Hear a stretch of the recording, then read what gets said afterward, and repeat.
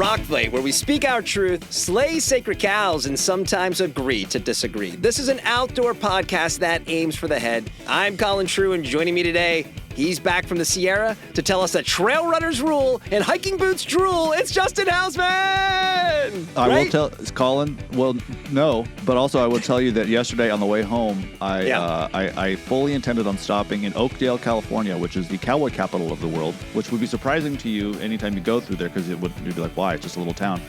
I found out later it's because they produce the most world champions of any little town, I guess, like whatever in the world. I don't know. Anyway.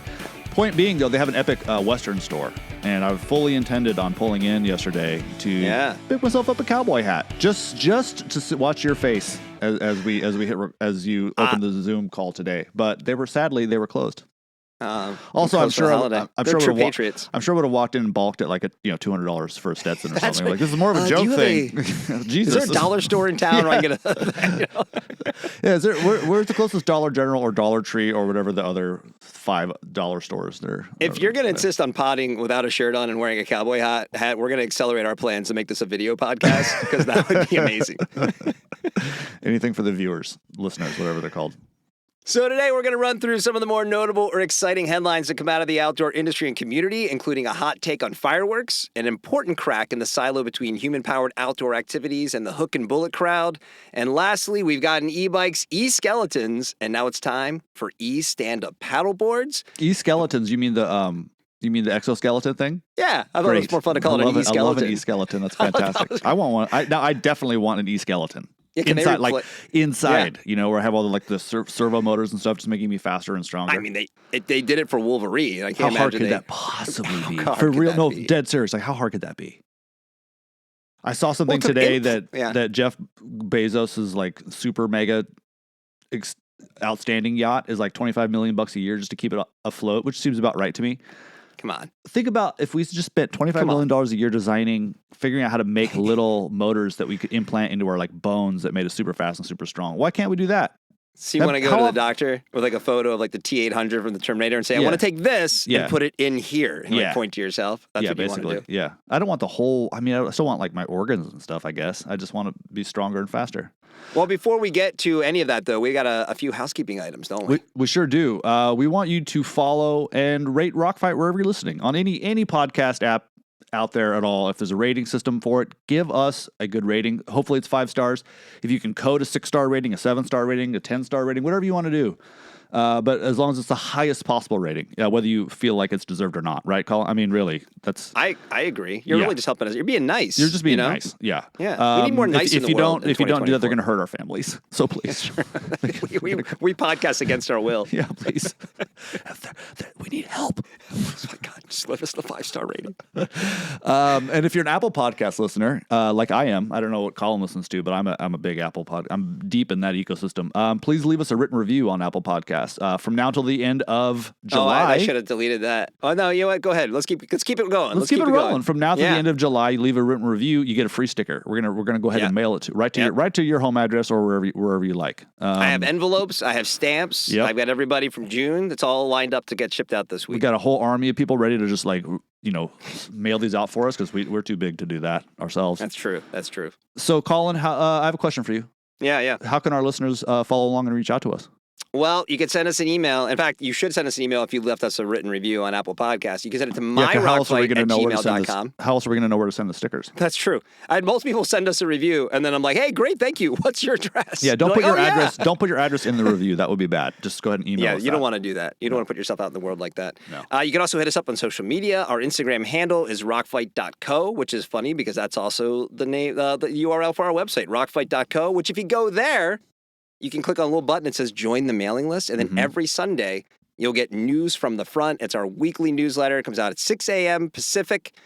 We're recording this on Sunday. It just came out a few hours ago. It was a good little newsletter. We had an article in there, which is you can't get anywhere else right now. It's going to eventually go on the website. It's not there yet. But if you got the newsletter, boom, you would have gotten that article. You'd be walking around thinking about it right now. You're just walking around having your morning coffee, whatever you're doing. Exactly. So those are all the ways to get in touch with us. Thank you for supporting us. And all right, man. Well, you know what it's time for, right? Colin, please tell me it's time for more with Thermore. Oh my goodness, it is more for Thermore. You're about to be so excited. More with Thermore? Excuse me, more for Thermore? More for Thermore. More I don't fish. We like had the that. 4. Too much alliteration. Yeah, I don't care for that. More with Thermore. It's our weekly segment presented by Thermore, the original ingredient brand who has been providing insulation solutions from Italy since 1972. Now, we're coming off a holiday weekend here. Everybody listening to this is listening to it on Monday, the 8th. Surely we both got outdoors this past weekend, and I think actually, if I'm not mistaken, it sounds like you have a pretty important update to one of your key goals for the summer. I wish it was a better update. What was that goal? What was the goal? Well, that goal was to catch a fish in the fly fishing in the West Walker River, which you've never been able to land. Never been able to do. There's plenty of fish there. I talk about fly fishing a lot. It's important. I'm an adequate fly fisherman at best. Like I don't live in the mountains. I don't get to practice nearly as much as I'd like to. I'm decent. I can catch fish, but in rivers that are difficult to fish, I'm usually I don't have the patience a lot of times. Fly fishing is very intricate. You get a lot of knot tying, a lot of like decision making. Got to dress like Brad Pitt. You do, yeah. And I didn't have a white button down. That was my problem. I should have had a white button down. That movie would have been better if there was a little more Thermore anywhere in it, near me. You know? Yeah. How cool would it have been? You know what we need to start doing more in the world? Just like total weird character mashups. Like I want where the river runs through it, but I want Viper. I want Tom Skerritt as a Viper with his like Top Gun hat. Oh, as the dad of the two boys in a river runs through. Well, I mean, they're both strict and they're both pretty strict dudes. Yeah, that'd be great. Or like they're both a little fatherly. He was a little fatherly to Tom Cruise at the end of Top Gun. Yeah, that'd be, or like maybe it's Brad Pitt from Burn After Reading, not like just like same actors, different characters. No, Brad Pitt from Fight Club. Or that makes more sense though. Burn After Reading would be super weird that he was fly fishing. Anyway, he's Benjamin Button. He's all aging backwards. I never saw it. Never will. Yeah. So I was up in the Eastern Sierra this weekend, my favorite place in the whole world. And I was fishing the West Walker just yesterday, in fact. And I was like, I'm gonna do it right this time. I'm gonna take my time. I'm really gonna think about what I'm gonna tie on here. I tied a little two fly setup there, a dry fly attached to a dropper, which is. We don't need to get into what that is, but I just want to cast. I don't want to like think about it. So I usually don't take the time to do that, but I know we'll catch fish. I'm like, all right, I'm going to do it. And I saw this little riffle that was like, there's fish in there. Second cast, wham, like a pretty big rainbow. And I saw it, Colin. I saw it fighting. But the problem is that in this situation, you're kind of shocked at first if you're not used to catching like good fish in like difficult to fish rivers. It's just like if I catch a place where you've always wanted to catch a like fish. I like the day before I probably caught 12 brook trout in this like lake, but that's easy, like that's so different. You could see them, like sight fishing is just a lot easier, and like just ripping them out, bang, bang, bang, like looking at them and like, oh, this is great, put them back, But like this fish, I was shocked, and I just stood there for a second, and like that little bit of slack was enough for it to like. I pulled again, and then boom, pulled the hook right out of its mouth. That's so mean. You did that to that fish. Now he's got he's got a bleeding lip. No. I use barbless hooks. That doesn't. It's. You ripped it out of its mouth. Well, not literally. Like they don't have a barb. They don't stick in their mouth. Oh, so you have to like keep the like pressure on. That's like okay. Had I had a barbless hook, I would have landed that fish. But a barbed hook. I would have landed the fish. But that hurts the fish and it's bad. So I'm sorry, buddy. But you've already made more progress this summer. It feels it's a weirdest feeling in that situation where you're like. So pumped that you were like there was a fish there. Like I did it right. I saw it. Like it was. I mean, it wasn't huge. It was probably like 14 inches. That's pretty good size. Maybe even a little bit bigger. Yeah, but you read it and you got it right. Like, and I was like, I'm going to do it. I'm going to get one. And you're like 2/3 of the way there. Practically, it's better than not. It's better than like just not getting any kind of nibble. And you're like, all right. So you got at least one more crack at this because you're going up there with a family in a few weeks. And are you going to try and get back there more than? Oh yeah, I'm going to go up there. I think a bunch. Hopefully, like in September and October when the fishing gets really good. Oh, okay. It's still pretty hot. Like there's still water still kind of high. It's not like ideal, but it's pretty good. And you did some hikes while you were up there? Yeah, did some fun hikes that I hiked into Lundy Canyon, which is kind of famous, but I'd never been there before, and tried to scramble up to Lake Helen, which is kind of an off-trail sort of scramble, but got sort of tired and scared and turned around and went back. That's when I was wearing the topos, and I'm like, I wish I would have had boots. What did you pack on your hikes? Did you take a sandwich with you, perhaps? Why do you ask, Colin? Well, I'm curious what you ate. What I did you have on your I did. Did you have a sandwich? I do a salami sandwich on Parmesan. Or on Parmesan, with Parmesan. On Parmesan. You replace the bread with Parmesan. Just crumbling. I'm just super keto, I guess. Maybe. I don't know. Is that still a thing? Do people still do keto? They must, because every time I go to the store, there's like the cereal I like is right next to the keto cereal. So I guess it is. So salami and parm, but with bread, not just the parm. The parm is in the bread. You have it on bread. Yeah, you can't do that anyway. Think about how gross that would be because, first of all, I use Parmesan because it's hard and it's not going to melt, but it gets all oily when it's all hot. Imagine just having like 2 slices of like oily Parmesan and then some just the salami slipping out. You know? Ugh. No, I gotta get the cheapest hoagie rolls you can get at the cheapest grocery store on the way to the mountains. That's what you want. You want that like super bleached, super enriched white flour, like the cakiest hoagie rolls. Yes, because it'll soak up all the Parmesan oil. That's the perfect outdoor sandwich right there. That does sound pretty good, but you know what? What else you use when you go outside? That's just kind of like a sandwich. Your favorite insulated jacket. You know what's in the middle of that sandwich? Parmesan and salami. Nope. Oh. You want to have some Thermore Classic. Oh, right? Yeah. And look, we know our audience is packed with folks who work in the outdoor industry, including brands who make apparel. So listen up, product designers and developers. Your next jacket needs to include Okotek's certified Thermore Classic, consisting of very fine fibers. Thermore Classic traps an extremely high amount of air and are free from fiber migration thanks to Thermore's patented anti-fiber migration treatment. Oh, and Classic is also 75% recycled. Did you know that? I did, actually. Yeah. You can find Thermore Classic in jackets like the Obermeyer Tuscany 2, which is available over on rei.com. Great name. So get out there this summer, guys. Stay warm, even when it's warm out, because it could get a little cold. It got a little cold when you were camping this weekend. It did. Yeah. Do more in the outdoors this summer with Thermore. Let's get into some headlines. 2 days before the 4th of July, Outside Online ran an article by Kristen Hostetter who covers sustainability and environmental topics for Outside. And that article was titled, "It's Time to Ban Fireworks." In the article, Kristen points to various social and environmental concerns that all seem to be gaining attention every July here in the U.S. at least. And those concerns include pollution and plastic, other litter that comes as a result of fireworks, as well as the impact of noise on wildlife and pets, and of course, how fireworks are linked to wildfires. Looking at the comments on both LinkedIn and Instagram, the article definitely caused a divisive ripple between those happy to see the attention on these issues as it pertains to fireworks and those who feel a traditional way of celebrating various holidays and events are under attack. So, look, I admit I definitely had an immediate knee-jerk response when I saw that headline. So what was your take seeing this last week? I don't like fireworks. It's not true. In a vacuum, sure. Like, fun, right. Whatever. I do like the big ones over towns. That's amazing. Like, that's great. But like the ones that you buy, the people, and she's addressing the big displays, like the professionally run displays, as well as the people who are just out there like ripping around with like M80s and shit. Yeah, I don't know. I don't know enough about the. I can't imagine that the big professional displays are really that. I'm sure one plane flight is like a million times worse than all of the fireworks displays combined in the country. But I haven't lived in a place where you can legally have fireworks for all 30 something years at this point. So like, I don't even remember what it's like to play with fireworks. But I have no issue with them being banned. I mean, nobody around here seems to miss them. Like no one's like, oh man, I wish we could still use fireworks. Like I've never really heard anybody like bring that up.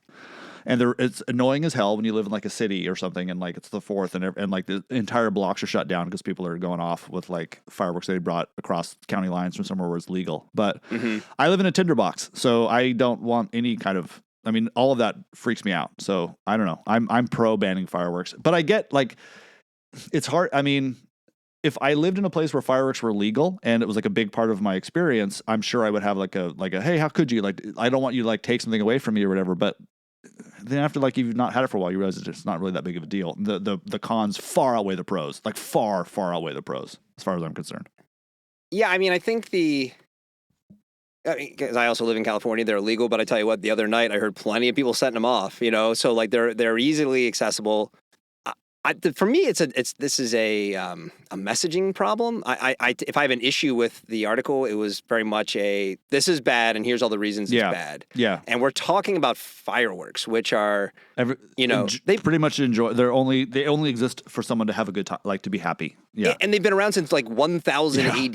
Like this is a cultural thing. This is a human culture thing, a global human culture thing. Everybody loves watching things burn and explode. Yeah, I have no problem if I need to change my opinion on it, but like I never even It didn't even why occur do we to like me. that? Like, why do we like that so much? Isn't that weird? Just like because blowing shit up is fun. That's what I mean. Like, why? I don't know. It's weird. What do you want? What is the first thing we did when we got to camp last month? Did we blow something up? No, we started a fire. Oh, started a fire. Yeah. We didn't need to. I don't. Yeah, I love a good fireworks display. Love it. That's great. Like, I would never want those to go away. I think that's amazing. But like, okay, so I was in the little town of Bridgeport over this weekend, and on the 5th, I went into town to get a beer, and the streets were just loaded with garbage, like leftover fire. I guess the little town on the 4th goes off with people.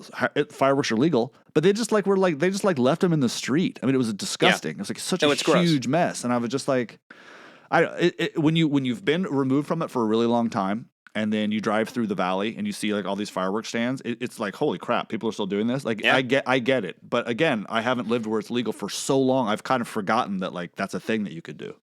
Yeah, I think there's basically becomes two camps if you read the comments in these things, and this is kind of like I said, it's a messaging deal, because it's like, how dare you prioritize fireworks over the environment and my dog versus the hey, lighten up France's fireworks are fun factions, right? And like those are the two kind of groups, and you kind of tend to fall into one or the other. And when you just kind of like lob, forgive the pun, but like lob a bomb and say, hey, these should just be banned. Yeah. Even if you have really good reasons. And in Kristen's article, she has really good reasons. I think it's like if I were to your point about how much they impact, it's like one display, 15 minutes of like one display. It's like the equivalent of like driving 25 miles or something like that. And it's like, that doesn't sound like a lot, but it's like, well, pretty much every town in North America or every town in the world has some level of these displays. You have rock concerts that set off fireworks. You have sporting events that set off fireworks. It's, I could see a significant impact being there. Now, on the flip side, then it's also like, is this the fight we want to pick in the outdoor community when we still have brands polluting rivers in China and stuff like that by making like useless apparel? Right. Like there's all, so it felt to me that there could have been handled a little more, there's a better way I think it could have been handled than just saying, hey, this is a 100% black or white. It's wrong. We shouldn't have fireworks anymore conversation. Yeah. I mean, it's sort of like someone assign. I mean, I remember once a friend of mine was talking about politics and like who you vote for president. He's like, I always want to vote for the person. I would never vote for the person who seems like they're going to want, like, that's going to give me homework. Basically, like I'm not going to vote for the teacher that's going to make me do homework.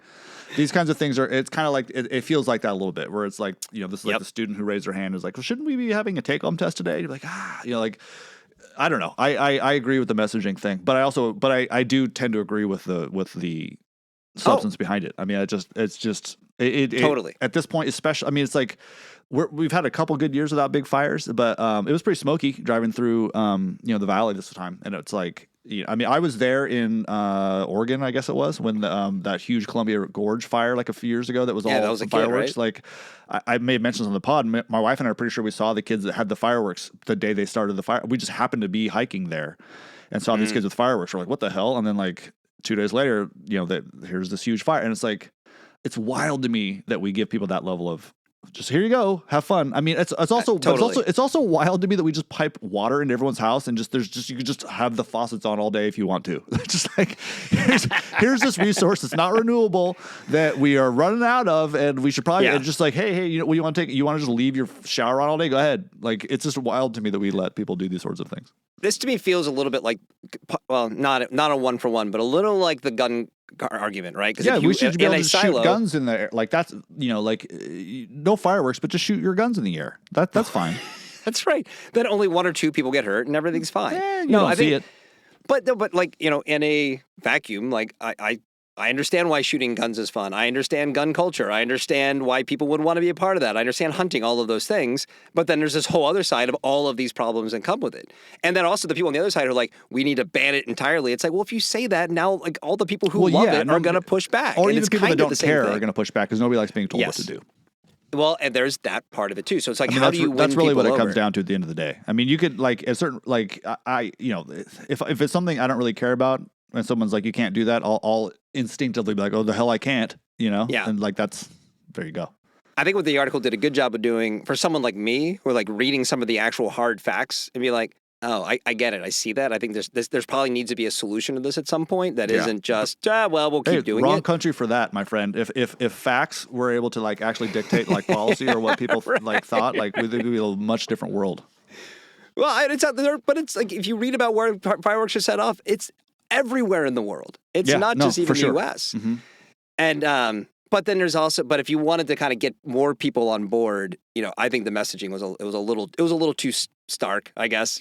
Like, hey, this is the way it should be. Now, I do want to talk for 1 minute about what I'm calling the growing dog problem in the outdoor community, because 90% of the comments were my dog, my dog, my dog. Yeah.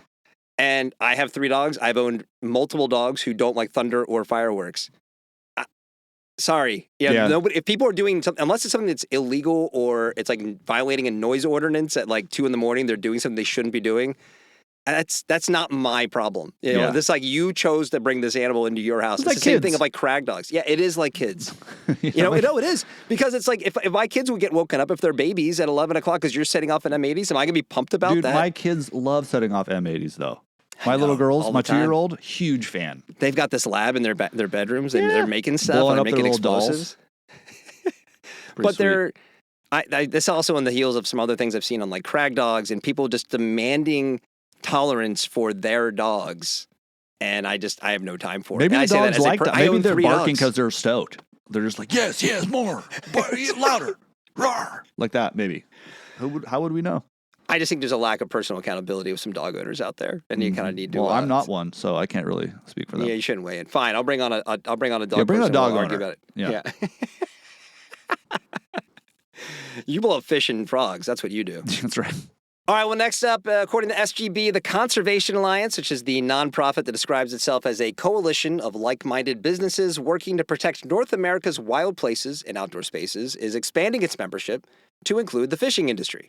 7 fishing-centric brands have joined the Conservation Alliance, including Able Airflow, Emerger Strategies, Dynaking, Rare Waters, Ross Reels, and Sims. Mm-hmm. Connor McEllier, I believe I said his name correctly, the Conservation Alliance's senior director of membership, was quoted in the article and said fishing ranks second when it comes to annual outdoor participation, and having this group of reputable fly fishing brands join our membership is a key moment to improve representation from a segment that has long been absent from our membership. For those who aren't familiar, the Conservation Alliance is an organization of brands whose member dues and donations are handed out in the form of grants to support conservation efforts across North America. And pretty much every major human-powered outdoor brand that you can think of is in the Conservation Alliance. Initial thoughts? What did you think? Especially as a guy who just got done fishing yesterday. Well, I was surprised. What's interesting, when I saw this, I didn't really look at those brands. It's interesting that they're all fly fishing brands, which actually that's not that surprising because I mean, part of fly fishing is, I think, compared to like other kinds of freshwater fishing, there is something. You just have to be more like immersed in the environment when you're fly fishing. It's just a different ball game, Like so I guess it makes sense. I hadn't realized that it was just going to be fly fishing when you first mentioned this. I mean, dude, all I can say is about time. I mean, this is fantastic. I came into the outdoor space because of like fishing. I mean, like I fished long before I hiked or backpacked or anything like that. Like I fished in the ocean. I'd fish in freshwater lakes and stuff like that long before I cared about camping or anything. So that was part of the way that the door opened to me for caring about the outdoors. And I've said this before, like with surfing, I never really thought about it as like an outdoor sport. I could almost say the same thing about fishing to a degree because I was fishing in like, I don't know why it's different, but like the ocean, I was just like sitting on a pier, with like a line in the water trying to catch, something I could eat. It just didn't feel like I was like an outdoor sport. But fly fishing absolutely is. And so, I mean, gosh, I don't know. To me, it's an integral part of all of this. I mean, I'm a huge fan of the way that, hunting and fishing licenses go to pay for programs to deal with conservation. I think we should, I'm sure I've said it on the show. I think there should be an excise tax for, hiking products and camping products too, to help support that sort of thing. So I think it's weird. Oh, I know why I brought up the fact that I started fishing. I've always thought it was odd that there's a line between hook and bullet and like, yeah, that's what I want to get the at, sort of for like sure. running, hiking, camping thing. Like it's weird to me. I mean, but I don't know. I suppose if I just came into the outdoor space as a climber and like never fished or understood that culture, I might think it's weird. I might think it's hurting an animal. I don't know. No, I think coming into the outdoor space, kind of around probably around the same time you did, like it seemed like there was two paths of like there's the general outdoor sports that we all either dabbled in and we have our favorites, and then there was a group that went more endurance with it, and there was a group who went more like mountainy and including fly fishing with it. And most of my friends who didn't like do races and stuff like that, they were climbers, but they also went fly fishing and they skied and they went fly fishing. So I think to start kind of breaking down that wall and use fly fishing makes the most sense because there's already so many people in kind of doing the sports that we cover the most here on the Rock Fight that do fly fishing. And I'm with you. Like I was talking with Connor actually at the GOA show. He was there. I got to say hello, so I feel bad if I messed up his last name. But and it's the Conservation Alliance has been historically the outdoor retailer show. The brands that exhibited that show during its peak are the ones that are in the Conservation Alliance. It's Keen, Patagonia, the North Face, Marmot, all those types of brands. And his thing kind of coming in to, I guess, succeed John Sterling, who ran the Conservation Alliance for a long time. I think he was thinking, like, why aren't we not kind of reaching out more? Let's expand the efforts here, right? I mean, and that's kind of what we've talked about a lot with, like, all the different silos within the outdoor community. And I was like 90 different categories, and for some reason we don't cross-pollinate between all of them. No, and it's like it's such an obvious freaking thing. I mean, especially when you live in like place like I do, right? Like coastal sort of liberal enclave. I never say that word out loud. And then you go, you kind of cross like cultural borders on the way to the mountains, and you get to the mountains, and now there's people from all walks of life, right? Like all political persuasions, all economic spectrum, everything. And we're all just there because we fucking love the mountains and we love the lakes and we love the streams. And it's like, why would you? This is like probably the only thing that we have in common at this point anymore, is like just that we love wild places. And it just to me seems like this tent needs to get both bigger and smaller at the same time. Like let everybody in, and then let's make sure we all realize that we're after the same stuff here. I mean, that's I remember going out to drive the new Bronco a few years ago. At Ford hosted like an off-road. They still do. It's like a permanent off-road facility where you buy a Bronco, you can go learn how to drive it off-road. The first thing they tell you is don't be an asshole. Like the very first thing is like leave no trace, drive on established trails, like don't bring a bunch of crap with you, don't shoot guns, don't be all this sort of stuff. And it partially is like, or we'll lose access, but also the big part of it is like because of, like these are fragile places. Like these are, like there are people that don't have anything to do with off-road stuff who are working to make sure you have access to this because it means a lot to us. Like have like access to public spaces and these kinds of things. So like, it just unites people in ways that nothing else quite does. I mean, I can be out there driving my pickup truck, drinking beer, listening to country music, and it's like it doesn't matter what like my political persuasion is. It doesn't matter what the person that's across the river from me is. Like we're both out here doing the same things because we love this. And like I don't know. I'm just preaching to the choir here, but like this is leadership, right? I mean, this is what we've praised the Outdoor Rec Roundtable for doing too. Like we have to someone needs to take up the mantle of these things and show that like there is crossover between all of these groups, because we are going to get to a natural place where there is some bristle, like the Sierra Club style folks many of them who don't want anybody to go anywhere or even create trails in the backcountry all the way through to, hey, we need wider roads so that RVs can go. There is happy mediums where everyone can sort of coexist. And unless we have that sort of the conservation, environmental protection sort of being the unifying force between the groups and showing the common areas between all of these groups and like, hey, I'm a snow sports enthusiast. Well, are you a snowmobiler or a backcountry skier? It's like, well, you still have a common interest in there being fucking snow around in the winter, is there right? Snow? Can I get to it? Exactly. Great. Yeah. So that's where I think it's important for groups like this to not just be like, we focus on hiking and backpacking. No, fishing matters too. And clearly, I mean, so producer Dave just threw in a stat here: 30,638 environmental organizations are in the United States. Yeah, it's a lot. Dude, that's a lot. I mean, this is something that people really care about, and that we're like. Producer Dave is in every one of them. Yeah, he's founded all of them. He's actually mucking up the words. He just keeps making new organizations just to fuck with people. Now it's 3,000. Now it's 30,639. God, he's moving quick over there. I don't. This show isn't really about this sort of thing, but I mean, like the recent Supreme Court ruling on that Chevron case is going to make this kind of thing a lot more important, because if we're going to strip power back away from government agencies who have the expertise to actually manage public lands, and what goes in them and what takes place on them, which is what it sounds like is going to maybe come down the road here. We're going to need to work together to make sure that these places are protected and that we have access to them, and that trout can live. Because I mean, that's the thing with like fly fishing. For the most part, it takes place in places that are really pristine, because trout don't tolerate like fouled water or water that's too warm or whatever. So like if you're fly fishing, you're most likely in a place that's very pristine and very beautiful. And so that you have a natural reason to sort of protect that. And like we all want that same sort of thing. And if the government agencies aren't going to be able to have the sort of teeth to like stand up to Chevron and other big companies that want to pollute everything anymore, all right, then we're going to have to do it together. And that's going to mean you uniting with people that you might not agree with about anything else. And that's fine. We need to focus and we need leadership. And this is how leadership happens, is by making good decisions like this. And by a group that has been historically, the human-powered sector saying, like, you know what, everyone's fly fishing anyway, let's start there. And then, and I think, and talking to Connor, it sounds like they have plans to bring more in, right? And and there's going to be people who get pissed off because that's what we do. We're human beings. We just get mad about shit. It's what we do. But it's like, what's the bigger goal here, right? Yeah. And making sure that we're all kind of aligned towards that. Hey, speaking of human-powered, Colin, let's talk about this. Let's talk about these non-human powered stand-up paddleboards. I'm excited about this. Well, good segue, because the growth of e-bikes has been happening for about a decade now, and as we saw at Outdoor Retailer a few weeks ago, exoskeletons are coming along to aid bodies when it comes to walking. Any excuse to work that in. I'm not saying. No, exoskeletons are a real thing. Oh, I know. It's just a fun word. It is a fun word. Yeah.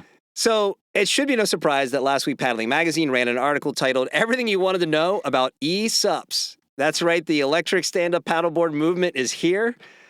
There are some similar benefits to the e-SUP that also made by e-bikers, like the ability to go further in a day.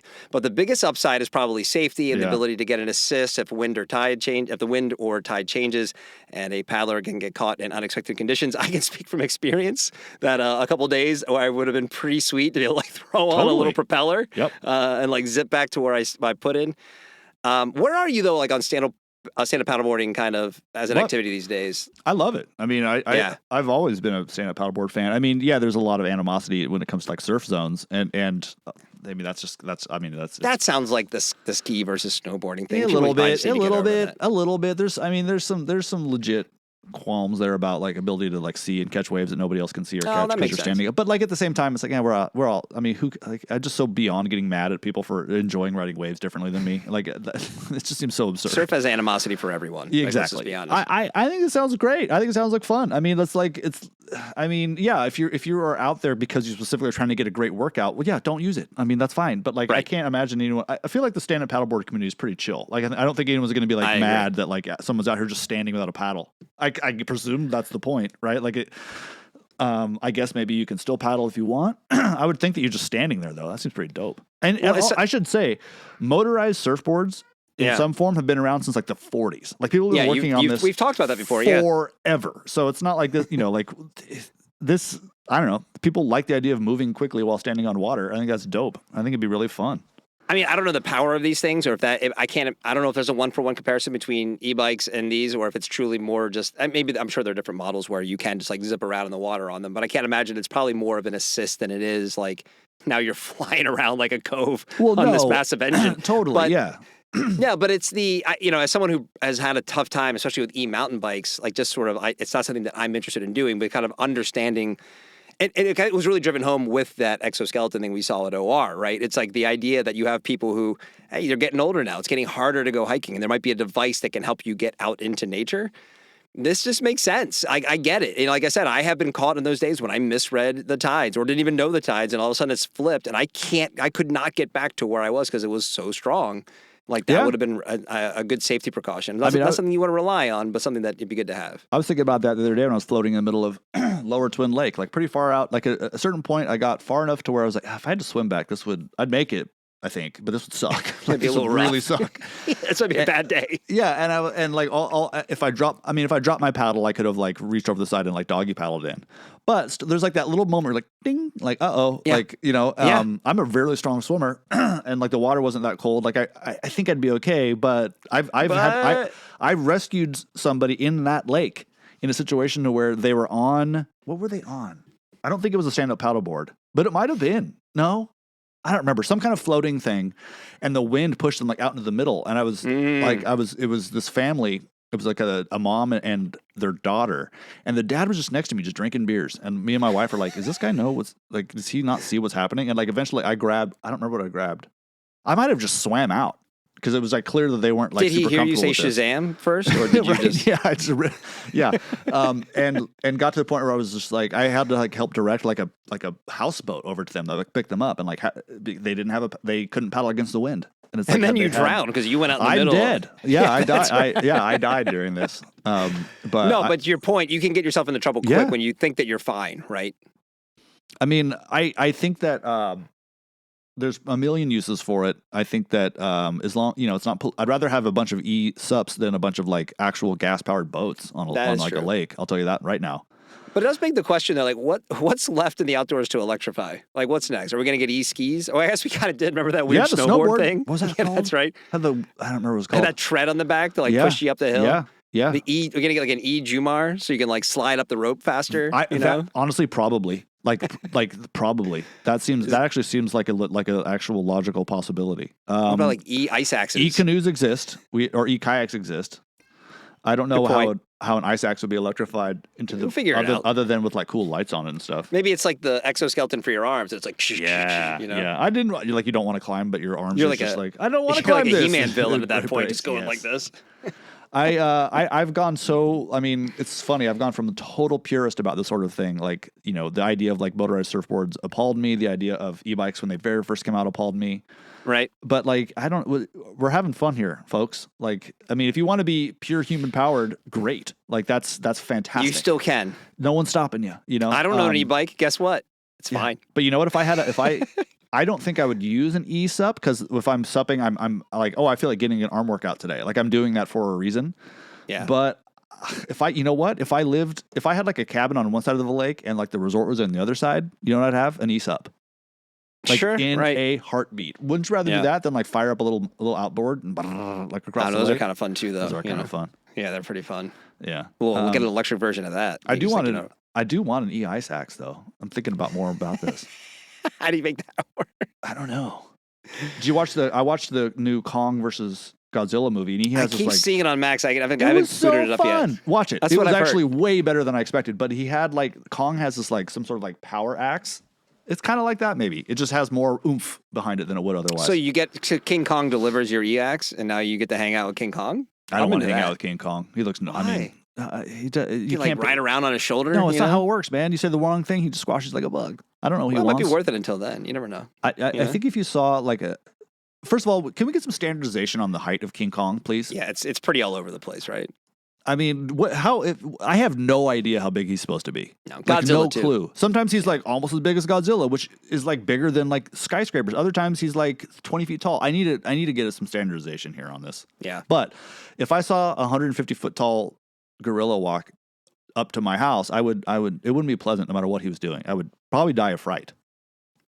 You know how some movies and I know you got to go, but you know how some movies there's a little like there are plot holes and things like that you either care about or you don't care about, but you don't even notice if somebody points it out to you. Then sometimes it's hard to kind of forget about them. Did I just do that to you? No, but you may remind me. Have you watched Godzilla -1 yet? Not yet. No. This doesn't spoil anything about the movie, but there is a scene where they send Godzilla like way down deep in the ocean, and then he's able to come back up. But he just went down like hundreds of feet underwater. Mm-hmm. But then he comes back up and he's kind of facing off against these boats again. But now he's standing. And someone pointed it out on Threads, like, is he just like kicking his little feet underwater? And now I can't think of anything else. Did they move? They didn't move to shallower water. Like, what's going on there? I feel like that one of the Godzilla versus Kong movies, like they're basically the same size. Oh yeah, and you're just like, dude. Yeah. Come on. Yeah, you kind of have to turn your brain off a little bit with this stuff, I guess. Isn't it weird? Like yeah. I'm willing to accept all of that, but I'm not willing to accept the fact that they don't seem to be able to decide. Like, surely the designer who's doing the CGI is like, wait, how big was he in the last scene? Fuck it. Like, it's weird. All right, e-ice axes. Come on, Black Diamond or somebody out there. Let's make that a thing. So I'm assuming there's some going to be some. Oh wow, look at all these stats about Kong. 18 to 24 feet. Yeah. See, come on. All right, we can wrap it up there, man. You're back from the Sierra. You're ready to take on the week. You're refreshed. You got your salami and your parm. Parmesan salami sandwich. You got your Thermore jacket. I'm good to go. My God, you're just rock fighting it out. Yeah, I need a break. Well, the Rock Fight's a production of Rock Fight LLC. Our producer today was David Karstad. Art direction provided by Sarah Gensert. For Justin Hausman, I'm Colin True. Thanks for listening. And he's back to take us out again. It's Krista Makes. He's going to sing the Rock Fight Fight song, and we'll see you next time, Rock Fighters. Rock fight.